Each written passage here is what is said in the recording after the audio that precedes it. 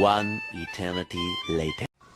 Selamat siang, kami dari kelompok 3, anggota Alvino Mahardika absen 3, Faisal Dion Putra Pratama absen 10, Raffi Akbar Virus absen 20, Revan Aditya Pratama absen 23.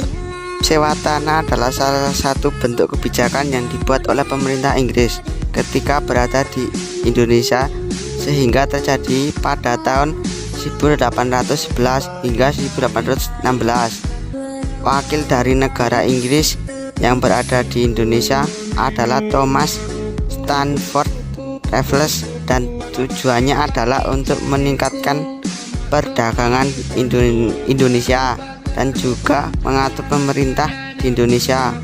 Sistem sewa tanah ini menyatakan bahwa setiap tanah yang ada di Indonesia adalah milik pemerintah, sehingga rakyat harus membayar pajak kepada pemerintah atas penggunaan lahan tersebut. Berikut adalah ketentuan yang ada pada sistem sewa tanah.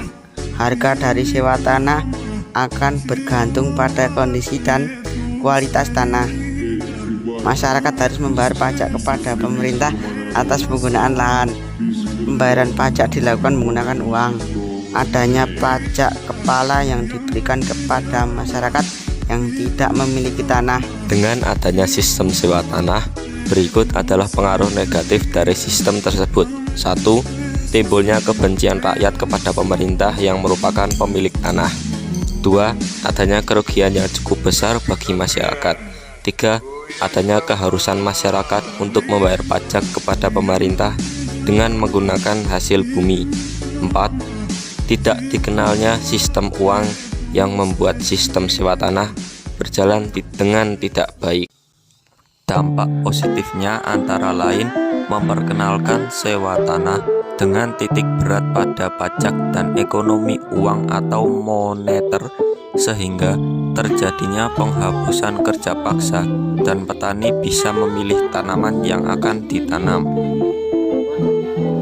Latar belakang pelaksanaan sistem sewa tanah di Jawa oleh Thomas Stamford Raffles berawal dari kedatangan Inggris ke Pulau Jawa tahun 1811. Pemerintah kolonial masa Raffles membuat pembaharuan sistem pemerintahan dengan prinsip kebebasan dan kepastian hukum. Raffles ingin menghapuskan sistem penyerahan paksa dan kerja wajib, mengubah administrasi negara dalam bentuk modern atau barat, dan memberikan kebebasan berusaha pada rakyat Jawa. Maksud sistem sewa tanah dilakukan berdasarkan pemikiran Raffles, di mana ia berpendapat bahwa pemerintah adalah satu-satunya pemilik tanah yang sah, sehingga pada masa itu penduduk harus membayar sewa tanah dan membayar pajak rutin berupa barang maupun uang. Sekian dari kelompok kami, mohon maaf jika ada salah kata maupun ucapan. Sekian dari kami, wabillahi taufik walhidayah. Wassalamualaikum warahmatullahi wabarakatuh.